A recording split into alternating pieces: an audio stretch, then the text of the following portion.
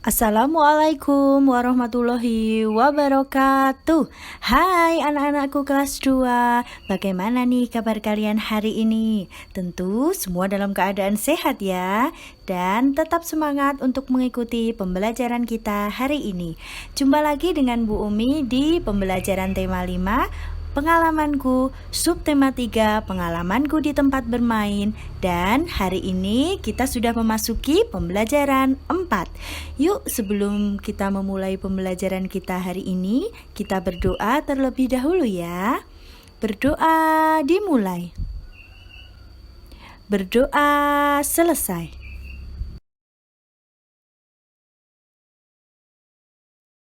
Nah, untuk mengawali pembelajaran kita hari ini, Bu Umi sudah tampilkan ada sebuah lagu yang berjudul Kupu-Kupu. Nah, tentu kalian sudah pernah mendengar ya lagu ini, atau mungkin kalian sudah pernah menyanyikannya. Tetapi untuk pembelajaran kita hari ini, Bu Umi tidak akan menyanyikan lagu ini, tetapi akan membacakan lirik lagu ini menjadi sebuah puisi. Yuk kita simak bersama-sama ya. Kupu-kupu, kupu-kupu yang lucu, kemana engkau terbang? Hilir mudik mencari bunga-bunga yang kembang, berayun-ayun pada tangkai yang lemah. Tidakkah sayapmu merasa lelah? Kupu-kupu yang elok, bolehkah saya serta mencium bunga-bunga yang semerbak baunya, sambil bersenda-senda semua ku hampiri, bolehkah ku turut?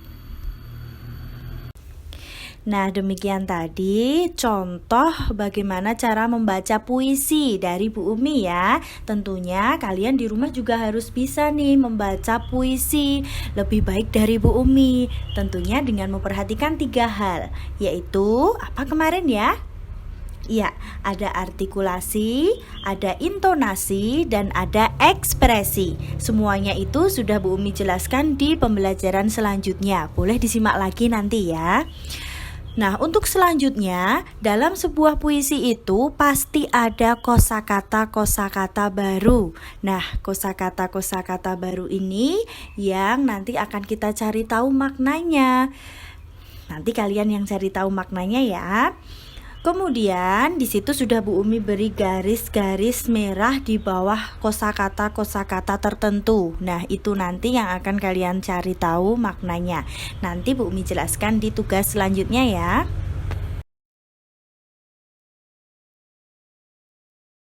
Nah, untuk selanjutnya kita akan pelajari bagaimana sih cara membuat pertanyaan yang baik.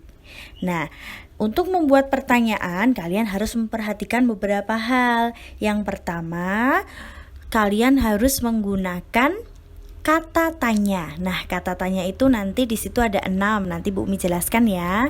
Yang kedua, diakhiri dengan tanda tanya. Jadi kalimat tanya itu harus diakhiri dengan tanda tanya. Tanda tanya itu seperti yang nanti sudah Bu Umi tampilkan.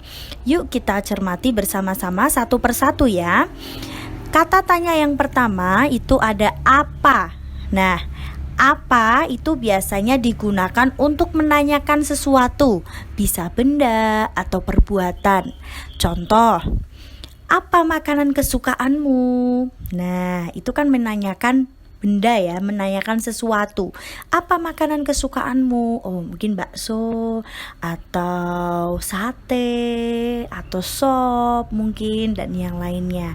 Nah, penggunaan kata tanya ini digunakan di depan ya, di awal kalimat tanya. Jadi apa makanan kesukaanmu? Jangan makanan kesukaanmu apa? Itu kurang tepat ya. Jadi kata tanya itu letaknya di awal kalimat tanya. Jadi apanya itu di depan. Apa makanan kesukaanmu? Nah, baru diakhiri dengan tanda tanya. Seperti yang bisa kalian amati ya. Untuk kata tanya yang kedua itu ada siapa. Siapa itu digunakan untuk menanyakan seseorang atau pelaku dalam suatu kejadian.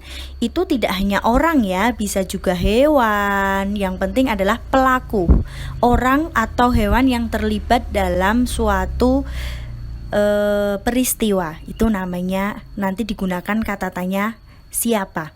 Contohnya bagaimana? Contohnya, siapa guru kelas 2 SD Sukorame? Nah, kata siapa itu untuk menanyakan seseorang.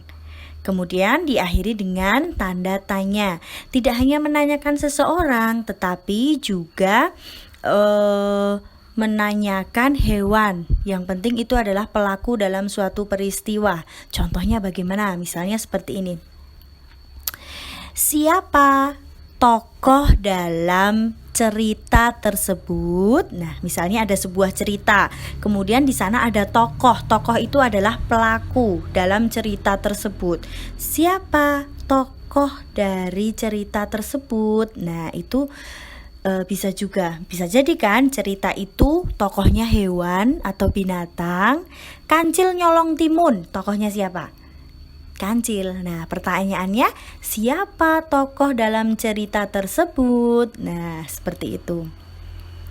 Kemudian yang ketiga ada kata tanya di mana. Digunakan untuk menanyakan tempat atau lokasi. Contohnya, di mana tempat tinggalmu? Nah, di mana itu karena kata tanya diletakkan di awal kalimat, kemudian diakhiri dengan tanda tanya. Yang keempat, ada kata tanya kapan. Kapan itu digunakan untuk menanyakan waktu. Contoh, kapan kamu pergi ke pantai? Nah, itu menanyakan waktu. Waktu itu tidak harus hari ya, bisa hari, bisa tanggal, bulan, tahun. Kemudian bisa juga misalnya pagi hari, siang hari, sore hari, atau malam hari. Itu adalah waktu. Ada lagi misalnya beberapa hari yang lalu, itu juga waktu. Beberapa tahun yang lalu, itu juga waktu. 2 jam yang lalu, itu juga waktu. Kemudian 1 minggu lagi, 2 minggu lagi, itu juga termasuk waktu. Jadi waktu itu tidak harus hari ya, bisa juga jam. Misalnya pukul 8 pagi, pukul 9 malam, itu juga waktu. Kemudian kata tanya yang kelima itu ada mengapa. Mengapa ini digunakan untuk menanyakan alasan atau sebab. Contohnya, mengapa kamu tidak berangkat ke sekolah? Nah, ini menanyakan sebab atau menanyakan alasan. Mengapa kamu tidak berangkat ke sekolah? Misal, karena sakit atau karena saya baru ada acara, misalnya seperti itu. Nah, khusus untuk kata tanya mengapa itu biasanya dan seharusnya itu jawabannya diawali dengan kata karena. Misal, mengapa kamu tidak berangkat sekolah? Tadi jawabannya apa? Karena saya sedang sakit. Nah, misalnya seperti itu. Jadi menggunakan kata karena. Untuk yang terakhir, kata tanya yang terakhir itu ada bagaimana. Bagaimana itu digunakan untuk menanyakan cara atau proses atau langkah-langkah. Contohnya, bagaimana cara membuat jus jambu? Nah, ini menanyakan cara atau proses atau langkah-langkah bagaimana sih membuat jus jambu, membuat jus jeruk, atau bagaimana sih cara menghidupkan laptop, bagaimana sih cara menghidupkan televisi. Nah, itu merupakan kata tanya yang digunakan untuk menanyakan cara atau proses. Sampai sini sudah paham ya tentang kata tanya dan penggunaannya.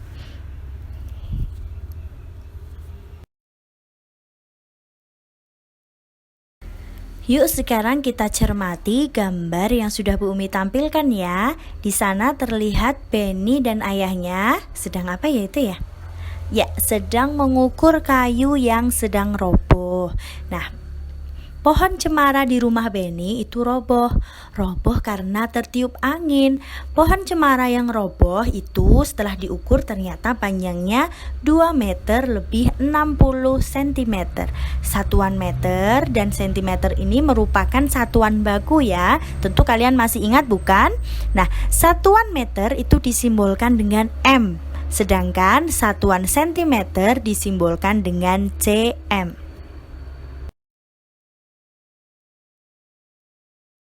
Yuk untuk selanjutnya kita ingat-ingat kembali tentang macam-macam alat ukur panjang yang baku. Nah, di sana Bu Umi sudah tampilkan ada 4 macam alat ukur panjang baku. Yang pertama itu adalah penggaris. Tentu kalian masih ingat kan cara mengukur panjang suatu benda menggunakan penggaris? Ya, bagus. Nah, penggaris ini biasa digunakan untuk mengukur panjang benda yang tidak terlalu besar. Bendanya tidak terlalu besar. Contoh, ada buku, pensil, kemudian ada bolpen, penghapus, mungkin bisa juga mengukur panjang helai daun yang tidak terlalu besar dan yang lainnya. Yang kedua ada meteran pita. Nah, meteran pita ini biasa digunakan oleh para penjahit untuk mengukur panjang kain. Kemudian yang ketiga ada meteran roll kecil. Meteran roll kecil ini bisa juga atau biasa juga disebut sebagai meteran saku. Nah, ini biasa digunakan oleh para tukang kayu untuk mengukur meja, kemudian kursi, almari, atau peralatan mebel yang lainnya. Kemudian alat ukur panjang baku yang terakhir itu ada meteran roll besar. Nah, ini biasa digunakan oleh para pekerja bangunan untuk mengukur panjang-panjang benda yang terlalu panjang. Biasanya juga malah digunakan untuk mengukur jalan. Seperti itu.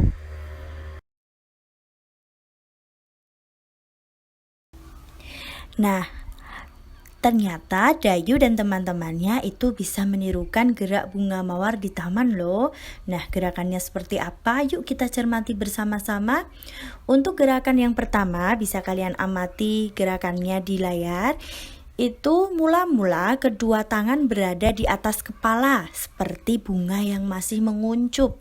Kemudian tangan ditarik ke bawah atau ke depan dada, lalu perlahan-lahan tangan dibuka seperti bunga yang sedang mekar.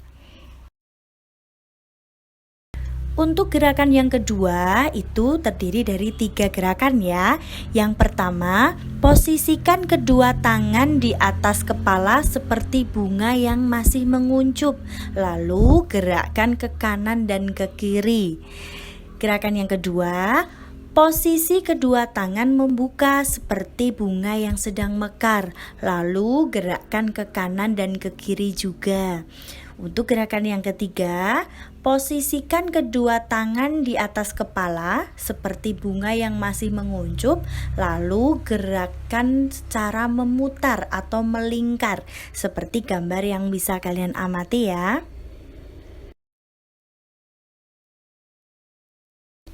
Nah, untuk gerakan yang terakhir, posisikan kedua tangan membuka seperti bunga yang sedang mekar, serta kaki maju ke depan secara bergantian, seperti gambar yang bisa kalian amati.